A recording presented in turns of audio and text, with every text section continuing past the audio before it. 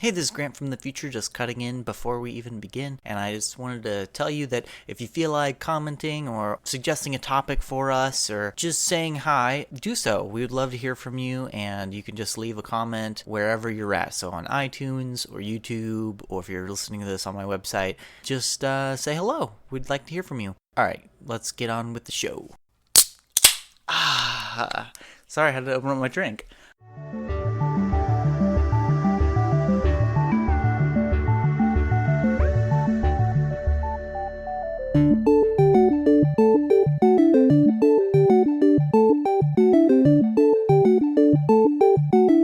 What was Kendall saying about what? Well, she was saying something about segments, and you were saying something about boxes. Right as we start, I go into a coughing fit.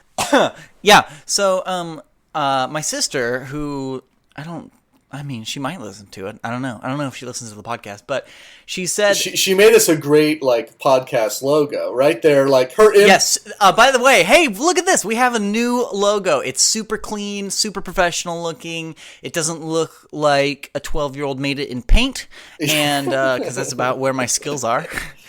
And you should be able to see that right now wherever you're listening. And I've already have it up in almost everywhere.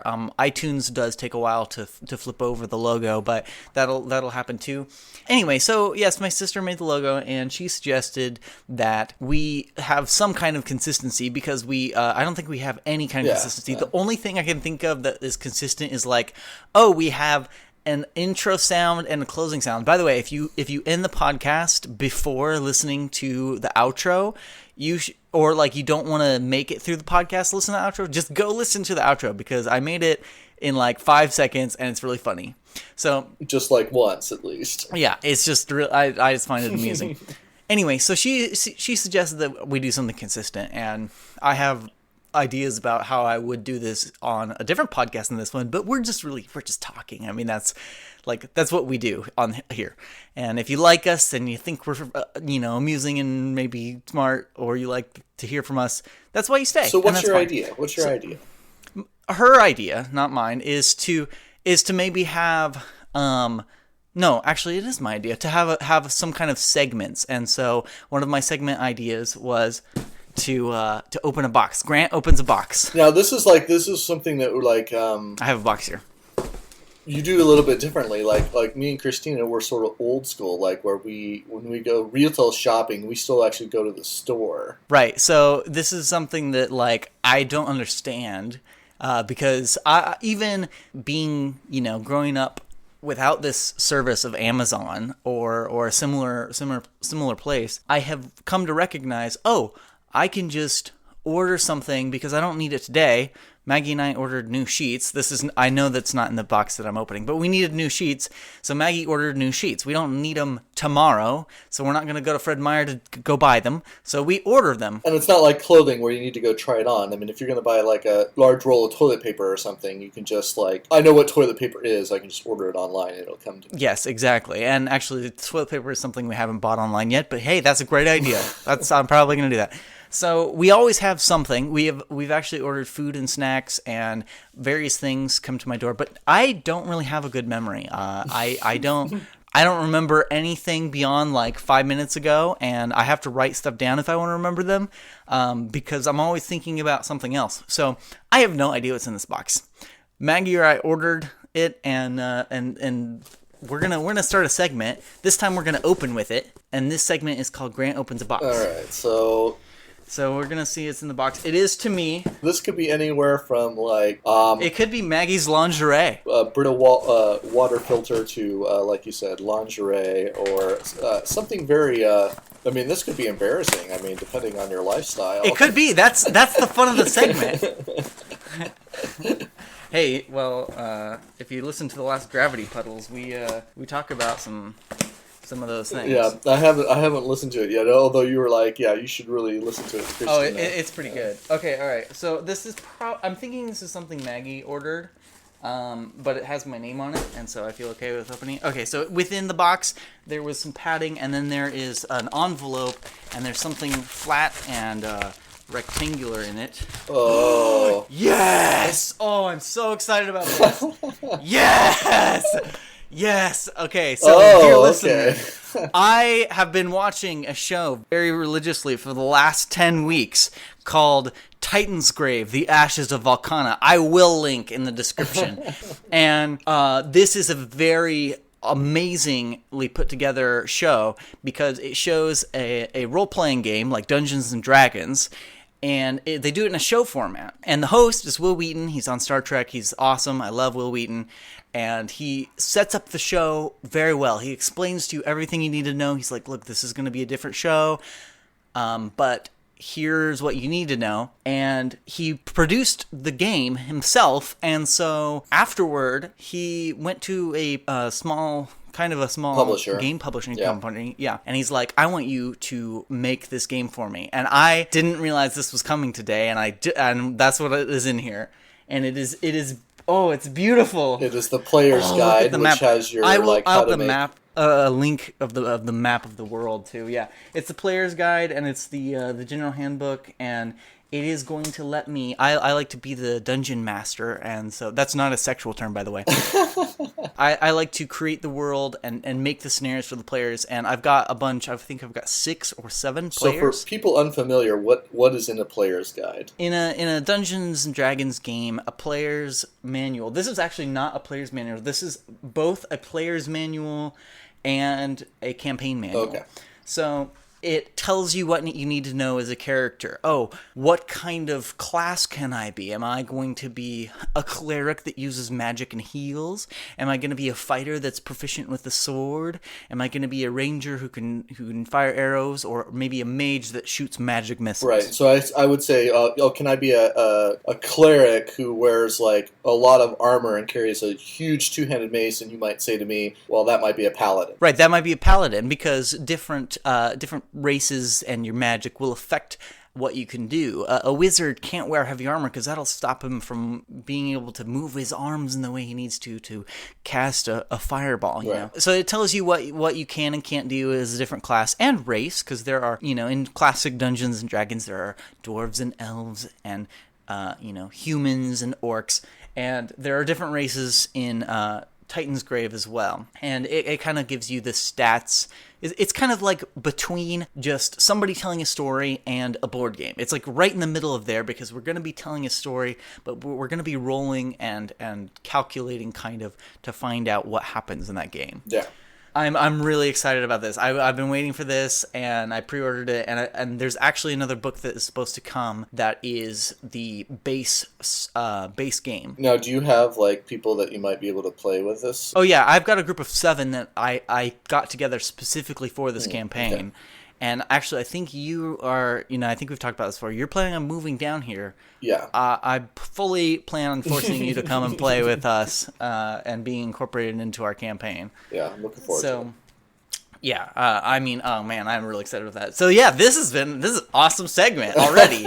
I already like the segment. We're going to do this the next time. So I have some other ideas for segments, but we're going to talk about those off air. So yeah, cans and tomato soup will be our next segment. That'll be the next box you open. Who knows? We'll have to see. Right. Who knows? Yes, it could be anything. So I thought that was fun, and we did that. I'm reading the Google Doc, and Kendall's work won't let her say dorm, complex, or freshman. I guess we will talk about my other segment idea. Maybe we could just open the podcast every time with a new segment, and we'll just constantly add on until the whole podcast is segments. I had this idea for a segment that we could do, which is ridiculous policies, because you and I will look into the corporate world somewhere, and we will go, wow, this rule is stupid. And so, yes, again, my sister who made the lovely logo you're seeing, she works for a university. She occasionally will speak to students, and they have deemed a couple of words as offensive that she cannot say to students because they will potentially offend the students. And those words are dorm, complex, and freshman. Now, okay, the only one that I can think maybe is fine, or all right, I get why you did this, still doesn't make sense, is freshman, because you're like, oh, those stupid freshmen, oh, those freshmen don't know anything, because, freshmen are treated a little differently, typically, at least in high school and college, and they might be sick of calling it. But that's the term for first-year students. And it happens to be a little bit true, and it's not necessarily a bad thing. Anytime you have a new group entering a new situation, new anything, they're going to be ignorant. Like, the ignorance is natural. It's not necessarily, it's like you could even call it innocence at that point. But they're not allowed to use that word. She's not allowed to say that word to students. She could get fired for saying that word. That's ridiculous, because that's actually the word. That's why this segment is called Ridiculous Policies. She's allowed to say sophomore, junior, and senior. Which is kind of crazy, because, I mean, almost, I would say probably 60 to 70% of people that graduate college, are second-year juniors or second-year seniors. It takes usually more than 4 years to finish a degree now. Which is still fine, but she's allowed to say those terms, but she's not allowed to say freshman. Okay, so then there's complex and dorm, which are basically the same thing. You call the place you're in the complex or the dorm. I think she has to say housing, I think she has to say housing. So for some reason, dorm is offensive somehow. That's like what people have been calling it. It's just... Does dorm mean some sort of vaginal piercing in Swahili? Is that what it is? It's like one of those things where, like, she says dorm, and all of a sudden, like, this poor girl is becoming, like, pale, like, I don't understand. It is ridiculous. This is silly because, for one thing, if a student is getting offended, a lot of people will become a little bit pale when it comes to vaginal piercing. I mean, there's a lot of people out there. That's fair. Obviously, this is some administrator who got a complaint or something, and they're covering their ass. They're like, oh, well, we better make sure that we don't get in trouble for this. Oh, jeez. And and you're rolling your eyes, and I am too, because this is just like one of those things where we're like, wow. People are so thin-skinned, and like we're making policies to implement sort of sensitivity to such a scale where, like, if you were to say, oh, there's a spider over there and it's kind of creeping me out, you're being offensive to the spider, and you can find yourself in front of your boss explaining, okay, go apologize to the spider, you were insensitive, and you're like, okay, boss, I don't want to lose my job, and then there you become really resentful because you're sitting there being like, I'm sorry, Mr. Spider, I didn't mean to. All right, so this is something we'll talk about either later this episode or next, but I'll be the devil's advocate here. I generally agree with you, but I do really like being the devil's advocate. I would actually like it if it were a literal term and I could literally work for the devil and do his bidding for him, as long as I got to keep my soul. I mean, assuming that's a thing. Anyway, so yeah, I'm gonna play the devil's advocate here, and I'm gonna say, well, not for these specific words, because I'm gonna stick that these are ridiculous policies for, let's say, I can think of a sensitive topic, way more offensive. I'm okay. We can go there. This isn't okay, this isn't a PC. Oh, that's another topic. Oh my god. But this isn't a completely PC thing. So we've talked about it shortly, but it's a lot of transgender people feel very sensitive about what their gender is. Yeah, and I'm totally okay with talking about this because I'm totally an advocate for transgender rights and gay rights, and so I'm completely okay with talking about this. And I know you are as well. Yeah. Although, we have different points of view. Yeah, we do, but we're both like, people should be who they want to be, and the law especially should not discriminate against them. Yeah, I completely agree. Right. So, I mean, and if you don't, you can just leave. Get off the podcast. Please go away. I don't care about you. But so I would encourage you to stay, because I would say that we all have a journey towards understanding and things like that. And if you're not there, maybe you're coming in that direction. That's fair. That was a little harsh to me, maybe. All right, fine. Okay, cool. All right. Stay, listen, open your mind. Yeah, they can be sensitive about the pronouns that they're being called. Yeah. But I don't really think that is acceptable. If you have a preference and somebody who is ignorant doesn't know, and they say, they call you the he or she, a he when you identify as a she, all you need to do is just correct them. If they are genuine people and they care about you, or they have any kind of respect, they will change what they said, and hopefully they will go, oh, I'm sorry, I didn't realize. Yeah, there is a part about the personal respect. What I dislike is when like transgender people like flip out about it because somebody else doesn't understand possibly the transition that person is going through. It doesn't even have to be a transgender person. It could be anything like this, where yeah, it's true. If you're flipping out on somebody who doesn't understand, that's stupid, because they've only had so many interactions in their life where, you know, they've learned only certain things, and if they are a person you want to talk to, or even if they're not, you need to have compassion for them, and you need to go, okay, you really don't understand. I'm gonna take a second to try to explain it to you, since you don't know. Because if you don't want to take a second to explain it to them, you're not fighting for your cause, whatever it is. You're actually part of the problem in the sense that you're causing a barrier of defensiveness to come up where that person might become belligerent against your point of view. And then you go from a point of like somebody who is willing to respect you and has like a very sort of possibly, 5-year-old understanding of like what it means to like have a certain transition happen. Like even like if you're, let's say you're becoming religious or non-religious, right? Or you're, transgender transitioning, like any sort of transitioning that is going to change part of your identity, like, or who you are. Like, let's say another part of another sensitivity issue might be, let's say you're going to become a vegetarian, and somebody says, "Oh, well, let's go get a burger," and you're like, "No, I've decided I'm going to become a vegetarian." Like, you can get super sensitive about that, be like, and freak out, and a lot of people do. But it's one of those things where, like, if that person is someone who's basically trying to be kind and respectful and hasn't realized that they're being offensive to you, like even. And, like, should you take offense? It's like, are they being offensive to you? Like, no, because they're not being malicious to you. You instead are taking offense, which is different. Yes, and it is different, and I think it's important for both sides to do that. Like, if you encounter somebody who is ignorant about something, or you are that person who is ignorant about something, and somebody gets offended, just take a step back and go, "Oh, I'm sorry, I didn't know," and explain that, and say, "I don't understand." And if you're the person explaining, you go, "Okay, well, would you like to understand?" It's a give and take thing, and it's just like part of compassion. I just feel like it's under the umbrella of compassion. Yeah. Like, if you think of yourself as a planet, you're complex and you are multifaceted and you have so much going on inside of you, but that's everybody. Everybody is that same way, and if you treat people that way, you're going to get a lot farther.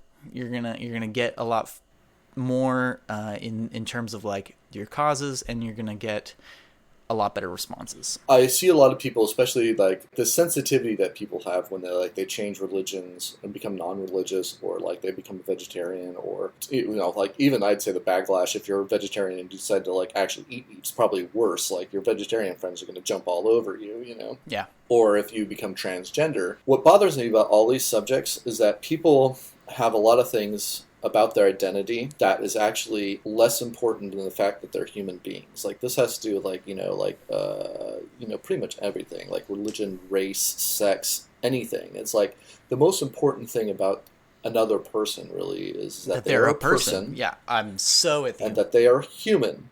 And it bothers me when people who are sensitive or insensitive, like this goes both ways, to people who are forming an identity on one thing, where people will project their identity over that of being a person. Like, the most important thing about me is that I'm black, or the important thing about me is that I'm, Christian. The most important thing about me is that I, am transgender. It's just like all of those things are actually the least important things about you. It's like, yes, they are important as far as identity, like that. It's important to have, like, probably the sexual identity. I've never had any conflict, but that being said, like, that's probably why I take it for granted. You know what I'm saying? Right. And that's what I was going to say is, like, you have to realize that another person feels that same way, but about whatever they're about. So, like, if it be religion, you're feeling a certain way, and most of the time people are like, okay, I know, I mostly know what I think. The other person feels that way too, and they have reason for thinking that, and that's where the compassion comes in. Yeah. you said, if you were a vegetarian and you decided to eat meat again and your vegetarians jump on you. I actually think that's totally fine, because if your friends have, a certain belief and you're like, well, I think this other thing. Yeah. You should be able to go to your friends and be like, wait, hey, I thought you were like this, and it makes more sense to be this way. That actually fosters conversation, and maybe we'll get to a better understanding, and even like a better moral position. Like, if the better moral position is to not eat meat, then you could go to your friend who's like eating meat and be like, dude, what are you doing? Yeah. You're not, like, eating meat is bad for the environment, and it like produces so much waste and terrible things. Right. And they're like, yeah, I know, I just got lazy. Like, you need to be able to do that, but don't be super sensitive about it. Have an open conversation and be receptive. Well, there's a difference between, like, what would be, I mean, this is the same thing with like something like transgender, or, most definitely religion. Like, definitely when it comes to religion, is that there's a difference conversation between attacking a person and having an ideological attack. Okay, but you have to realize people mix those so quick. Like, it's so quick, because it's what you said about their identity being part of it. They're like, oh man, you're attacking me, you're attacking my identity. And like, it's so hard to forget that you're either attacking their identity by mistake, or that you're being debated against, and they're actually not attacking your identity. They're just attacking your ideology. Yeah. Right. And really, like, we should have ideological battles. I mean, those are the kind of things that actually are pretty important for, like, globalization and culture building, and also really just about trying to figure out what kind of direction I would say that is, like, rationally plausible for you to basically pursue. It's just like, But it's so hard for people to separate. It's hard for me. Like, if somebody's attacking me, I don't know. I do feel like I'm a little unusual, a little bit different than most people, because as soon as somebody says, well, you're wrong about this, I instantly go into, well, why do you think that? Why do you think that mode? Right. You don't tend not to take it personally. Maybe I do. Well, don't get me wrong. Maybe I do, but I swear, I really try not to do that. I really try to go, why do you think this? Well, it's like really important, because if you are having a conversation with someone and they see it as a personal attack, or they're starting to feel it, even their cognizant ability to have like really a in-depth conversation is damaged. It's like where conversations like break down and you're no longer having a conversation, you're instead having an argument or something, where like if somebody's become belligerent or defensive to the point where ideas can no longer really be truly exchanged, and you're just like spouting off your rant, then like you've sort of defeated the entire purpose of like talking with that other person. You're just basically standing on your soapboxes, just shouting at each other. You know what I'm saying?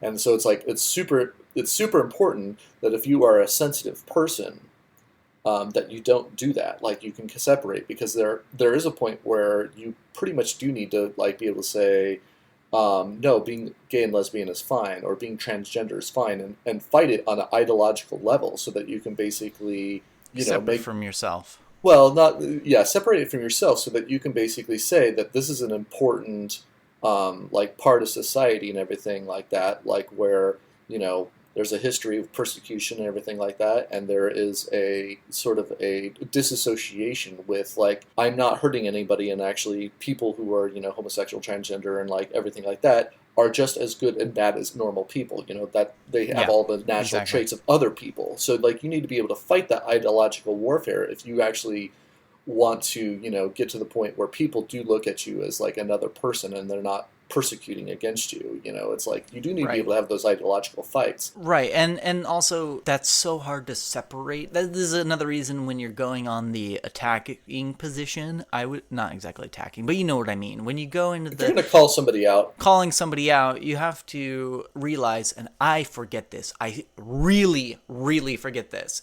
that there are no lines between like somebody's ideology and their personality. Like, there's no like, this is where this ends and this begins. It's very grayscale and a gradient between, okay, well, I believe this, and it's because I've had all of these personal experiences. So when you attack somebody and you say, hey, you're wrong about this, I think like you need to not, just think this without thinking about it. They tend to go in defensive mode. Yeah, I'm thinking of like the time that I got kicked out of a magic card shop because you know what? We should totally tell that story. because this lady had basically... Okay, well, wait. You got to give some context. So there is a game called Magic the Gathering, if you weren't aware, and it's a trading card game. It's like the first trading card game, or very one of the first. The first that got popular. All right, it's been around for a long time, and there are a lot of gamers that go, every single whatever night. Usually it's Friday Night Magic. That's what it's usually called. And they go into the shops and they play Magic. Of course, we play Magic. We're gamers. We love games. And occasionally I actually am not going to a Magic night tonight to record with you. Yeah. So, because I get to go other times of the week or other weeks. You were kicked out of one of these card shops. Yes. Well, what happened is that, I had been going to this card shop, and they had, 3 different co-owners and everything like that, and the woman happened to be one of the co-owners. So she had done certain things to kind of treat customers with a degree of contempt, make it sort of an unwelcoming place. And for the most part, the previous times that she had done this, I was like, okay, you know what, maybe she's just having a bad day. It's like, I'd have to point out the certain examples. Like one time, she didn't really open the shop on time, and so ended up having to wait to a store. How late? Like how much later? An hour and a half. Oh, that's a long time. I was thinking 10, 20 minutes. No, it's not. It's that's what I'm saying. But okay, so what happened is that an hour and a half comes by, right? When she goes into the shop, I don't immediately follow her in because I want to be. It's one of those things. But it's like when being respectful and considerate happens to go the wrong way. You were gonna let her open the shop. Yeah, I was gonna give her 5 minutes to put her bag down, go get a drink, go to the bathroom if she needs to, whatever people need to do when they first open a shop, because she's sitting there opening a thing. But it's an hour and a half later, so I'm a little bit upset because I've been waiting around. And sounds fair. I'm with you so far. I think that sounds fair. So I'm okay, I would have liked to gone in and actually had a desk so that I could actually look at my decks and do some deck building and do some stuff like that. And I've already seen 3 people in this hour and a half come by the shop, look in, and then leave. So it's obviously that she's she's, because she didn't open the shop in time, she's sort of... It's business hours is a form of trust. In other words, you see somebody's business hours, and if they violate those business hours, you get really pissed off if you go and you find out that your shop is closed when it's supposed to be open, that sort of thing. They're free to do that. It just means that you're gonna have people who go to a different shop now because you're not consistent. This is where it's a little bit different for me because I'm not a working person. But if someone came and purposely took off time from work to show up, and then the shop is closed and they're basically turned away, then their actions have they've sacrificed something to make that time for them. It's their right to do that, but it is a dick move. I mean, if you're gonna put a sign up that says, "Hey, we're open from this time to this time," do that. Yeah. So anyway, but the thing is that I was totally giving her the benefit of the doubt, and the sense is what happened? I don't know her. Maybe there was some sort of car accident in a family member, and that's why she's an hour and a half late. So I didn't make a big deal out of it, and I come in. Another thing was where I was it was pretty early, and I was one of the only people in the store, and I was waiting at a counter, and she looked at me, and she was doing some cleaning, and she could see that I was at the counter, and she just chose to ignore me for 15 minutes. 15 minutes. Were you gonna purchase something? Is that what it was? Yeah, I was just gonna buy a soda. I was just going up to buy a soda. It wasn't a big deal. Again, I gave her the benefit of the doubt, but and then she had this fight with a coworker, where she purposely made it into a gigantic explosive scene. Now this was when a bunch of people were there by this time. Yeah, you had gotten your soda after 15 minutes, and these are 4 completely separate days. Okay, so this is she's shown that she doesn't care. Maybe 3 weeks later. Right? Okay, so you're playing whatever. It's a game night, right? And so okay, so she has this big old scene, right? a couple weeks later, right? It's actually like Christmas, right? She's not working that day, but she comes in the storm, storming, yelling, and everything like that, and just generally like, disrupting the fun times. Disrupting the fun times, right? So she's like, they all are arguing. They're like, well, maybe it's best that, if the customers like do leave so that we can sort this out without explosion. And I when I walked up to the counter thing, I said, I think you really need to work on your people skills. I think that's what I said to her. And she exploded at me, and like had like this big argument. And so this is where this was coming back to like what we were talking before about like people becoming belligerent and aggressive. This is what I really try to do. Okay, wait, I'm gonna interrupt you. I know you wanna tell about what you're gonna do, but I want to ask: did you say it just like that? Yeah. I think that needs to be clarified. Just because you're not like you need to work on your people skills. You were like, I think you really need to work on your people skills. I don't usually criticize for negative context. I do criticize people, but it's almost entirely for positive criticize. I was trying to like kind of saying more along the lines of like, I think you need to really work on your your people skills. Still, this is going to get interpreted in the worst way possible, and I do the same thing. In the sense that like, if you approach this differently, you will actually have a more impact on the argument, right? In the sense that like, you don't turn, like right now, you're getting negative attention from like everybody in this room because of your disregard and your contempt towards people, right? Like you can get a lot farther if you improve your people skills, and you'd be able to like be more persuasive for your argument. This is what I'm thinking in my head. Right. That's not how it came across, though. That's not how she interpreted it. No, she's like, "Who are you to judge me?" sort of deal, right? Right. And I'm like, no, I'm not judging you. I'm actually pointing out your behavior. And I think it's like super important. Like this is something that I really try to do is that I don't label people. I don't call them like assholes. I don't say, oh, well, that's stupid, or that's idiotic, or that's ignorant. What I'll say is that, that's an ignorant belief, that's stupid behavior, or that's idiotic behavior. Solid tips, I think, because if you don't do that, they definitely will take it as a personal attack. Right, and they think that you're calling them stupid. And it's just like, no, everybody has stupid ideas. And I'm calling you out on yours right now. Yeah, you have a stupid idea, okay? It doesn't mean that you're stupid, it just means that one of your ideas is stupid, and everybody has stupid ideas. So it's not really anything wrong. Well, it is wrong, and I'm calling you out. You need to change it, but you don't know. If you're trying to become a better person, you're trying to weed out the idiocy of the idiotic ideas, because we all have idiotic ideas. We're trying to instill behavior that follows along ideological lines that are, consistent, rational, compassionate, that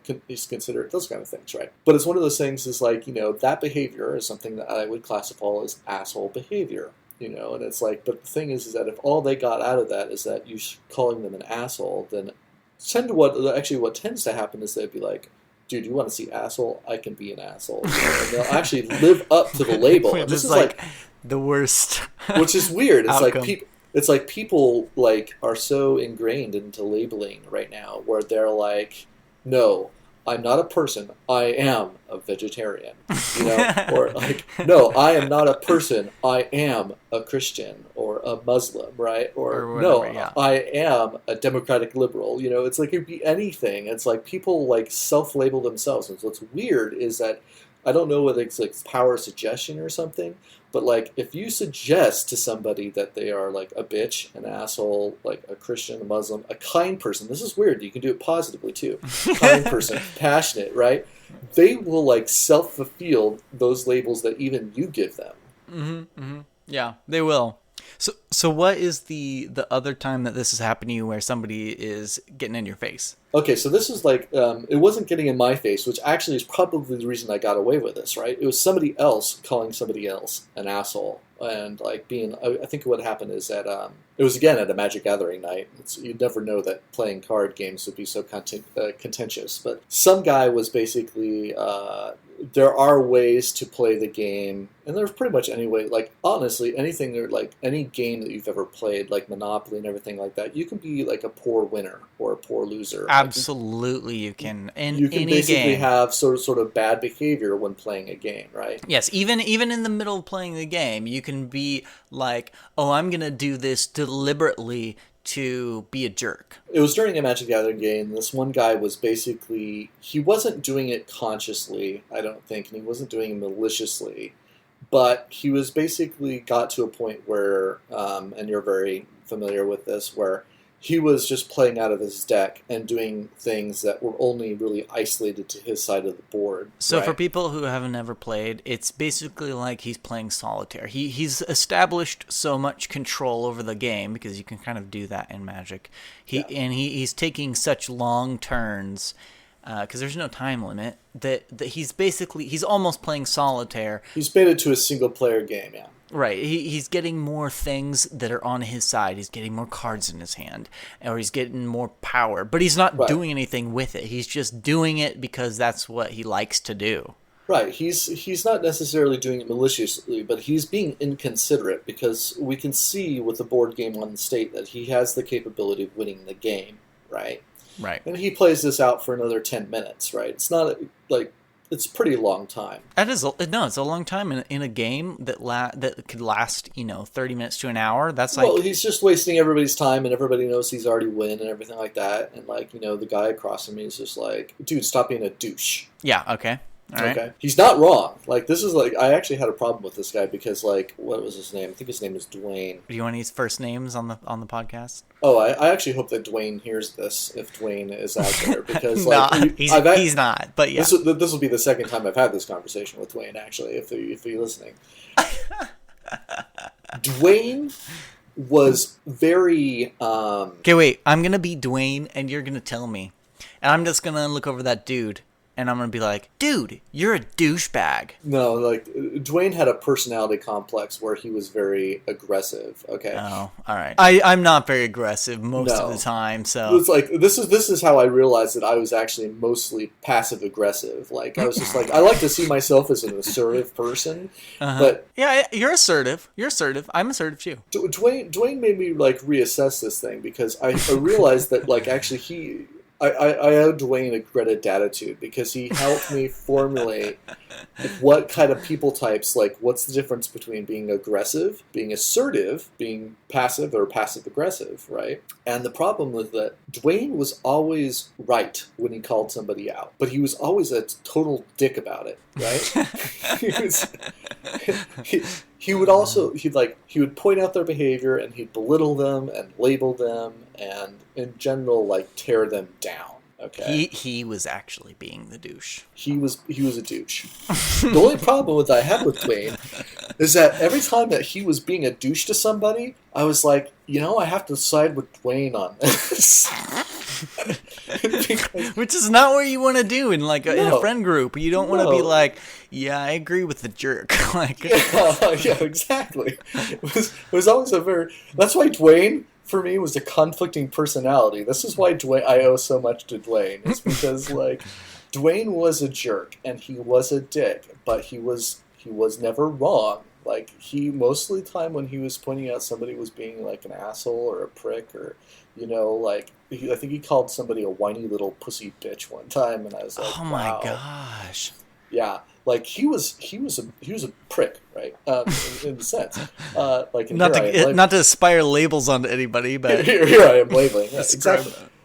So it's one of those things. It's after he called him a douche, and again, it was one of those things where I internal conflict immediately, because I'm just I have to side with Dane on this one, because the other guy's sitting there playing solitaire. When Magic's an interactive game, it's supposed to be about your player interactions with others. It's one of those sort of friendly type games where you are considerate of what people think, and it's the interactions between players that really makes the game fun and interesting for everyone, right? I do want to cut in right now, because yes, absolutely, that is why I play Magic. It is a competitive game. You are trying to win against the other players, and there is something in the Name of the Wind. A character is teaching the main character, a count is teaching this main character, Quoth, to play a game that's between chess and Go. Go is a Japanese ancient Chinese game.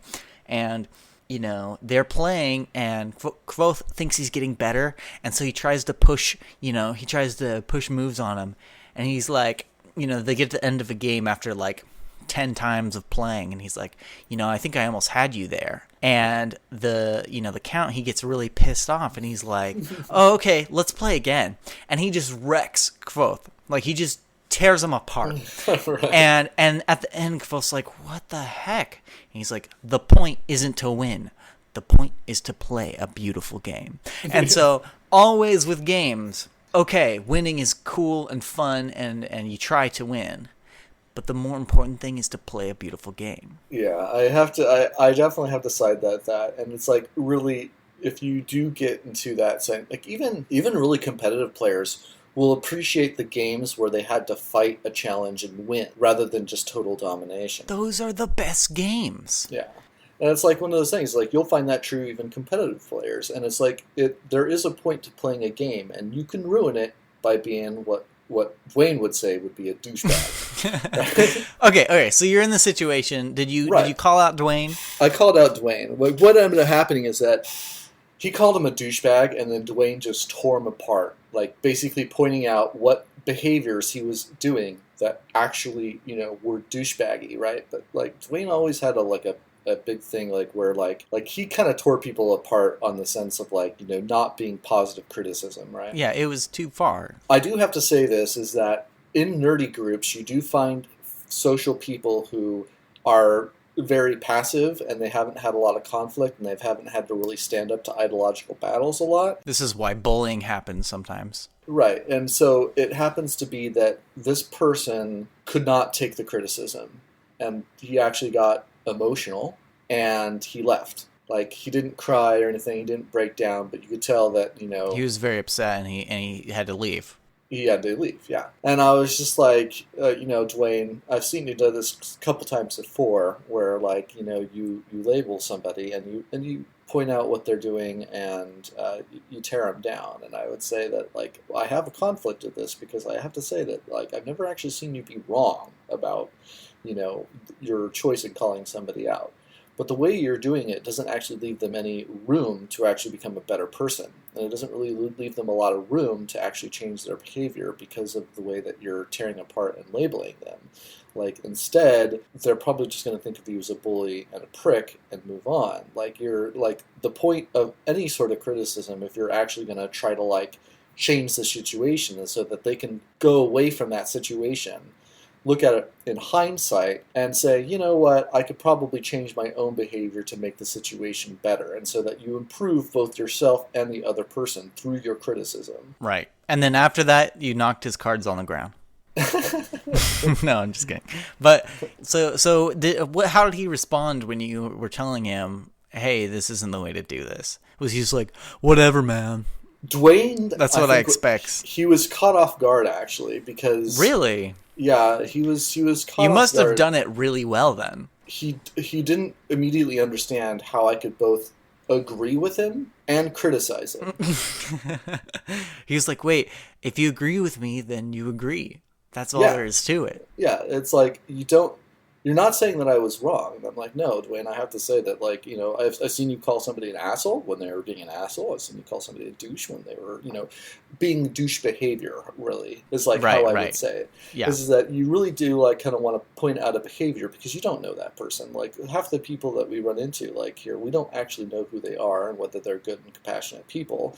We just see their behaviors in a very sort of limited game aspect, This is like a very sort of isolated thing, like, if you totally take the conversation to a way where like you shut them down or you shut out the conversation, there's not a lot of room for them to like save face and actually grow as a person. They're just going to have to blow you off, and that's kind of what I think is happening here. Is like, you've called out all these people but they're just going to blow you off as a bully or basically a mean person, and they're not actually going to consider their own behavior that they've actually, that they've earned. They've earned your criticism. Right. It just happens to be the nature of the way that you're criticizing them isn't like leaving a lot of room for positive outcomes and positive consequences. That was probably really constructive of you to say that, because obviously he went and like thought about it, because a lot of times you can say something like that to somebody, and if you don't articulate it well or kindly, they will just blow you off. They will just go, yeah, whatever. I'm right, so.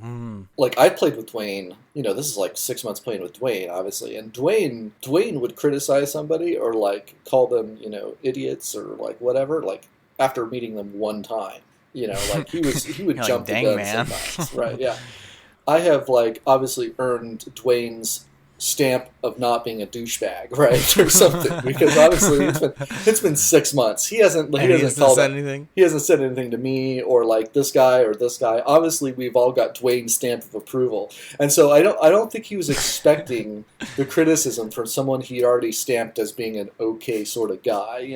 Okay, I just want to say, unrelated to this, is that we probably, even though, this may have been the term that he used, we probably shouldn't use douchebag as a negative, connotation, because it's kind of, sexist that a douchebag, is used to clean lady bits, and it's not in any way inherently bad, but like that's become part of the culture that this is a phrase. So I'm just saying, I just want to cover my ass as corporations do, and just say, hey, we don't really condone the term douchebag because it's sexist, and we would prefer asshole. Everybody has an asshole. It's okay. You can use that term. I would have to agree with Dwayne that the people that he criticized earned the criticism. But it's the wrong way to do it. But the way that he did criticize him through label, like, didn't leave any separation between the ideological problem and the identity problem. Right. He was straight up really attacking their ideology, but the only thing that came out was an attack against them personally. Yeah. And that defeats the entire purpose of what you're talking about. You might as well just not say anything. Well, it's like I was trying to, like, that's what I tried to talk to him about, is that, like, if all you're trying to do is just tear that person down and belittle them and make them less than you, keep doing what you're doing. If that's all the purpose that you're trying to do, then you're no better than them at being an asshole and a douchebag. Right. You have to have a positive purpose, or else you basically are, self-labeling yourself through your own behavior. This is a great comedy podcast. Yeah, this is one full of laughs. Really. I mean, I think there's a few laughs scattered in there, but yeah, this is a great comedy podcast. I think that's what. But it's interesting that, like, I mean, if you take it like full circle, this is all about, like, coming back to like Kendall's work thing, not being able to use certain words because of people's sensitivities towards them. It's just like, you get really ridiculous. Like, are you really tearing someone down if you call them a freshman and it's true? Like, that's all about whether they're taking offense or being offensive, like, right? That's less like... Yeah, of course.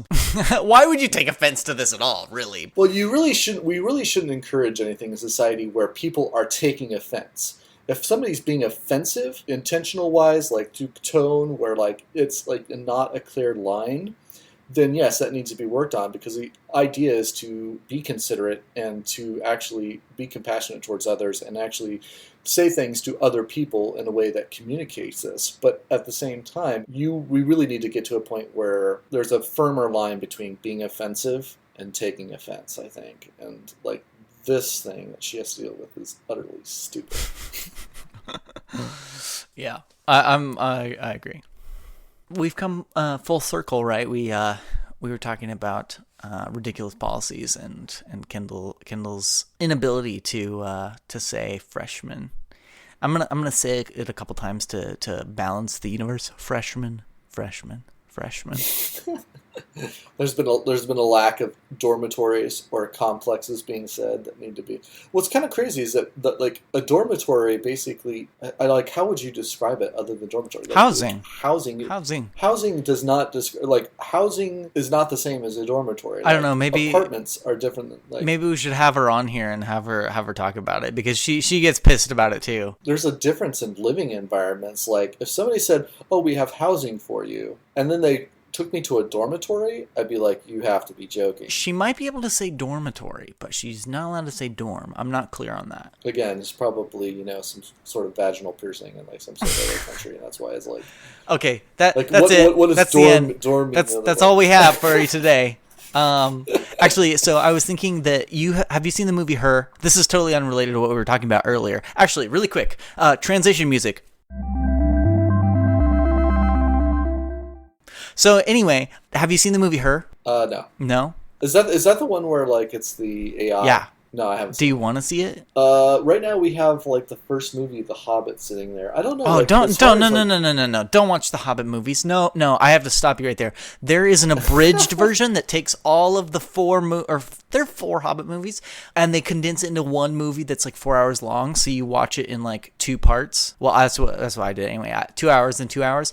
Just go online, find that. I'll like send you a link, and maybe there will be a link in the description. That sounds a lot better, actually. Yeah. They cut it, and it's not perfect because the movies are still a little wonky, but it's good. I think it's like solid. If you really, really want to watch the Hobbit movies, just watch the condensed version. Well, I never understood like why. Okay, so Peter Jackson took like what would be pretty much epic fantasy with the Lord of the Rings trilogy and made like 3 movies from these 3 books, right? He took a book that, like, it's not very substantial, like, maybe, like, 250 pages, and he made 4 movies out of it? It's like, where did you get the material? He made a lot of it up, but that tells you that there's power in, like, actual content, and you can have all the fancy graphics and CGI and good actors and all the effects that you want, but that doesn't mean your content is worth a damn. Anyway, you were saying about Her. You haven't seen the movie Her. It's still in our podcast notes list. I find this to be a travesty. Travesty? Is that a word? My mom uses that word. Yeah, no, it's a word. Okay, all right.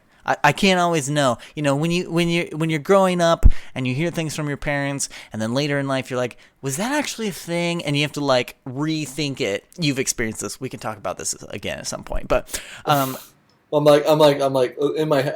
I'm like, okay, so define travesty. Like, how would I define travesty? it's a travesty and a tragedy that you've not seen the movie Her, because I find it to be really good and really worth discussing. So the homework for between now and the next time we record for you and the listeners, if you haven't seen the movie Her, and I'll rewatch it, find a way to watch it, and that's what we're going to be talking about part of next time. Not sure that's going to actually happen. It's going to happen. I'm going to make it happen. All right. Thanks for listening. Thank you all for listening. Nice. I keep on saying thank you for watching because of the YouTube. Nice. Bye-bye. Bye. This has been a Gravity Well podcast. Thank you for listening, and have a lovely day. We'll see you next time.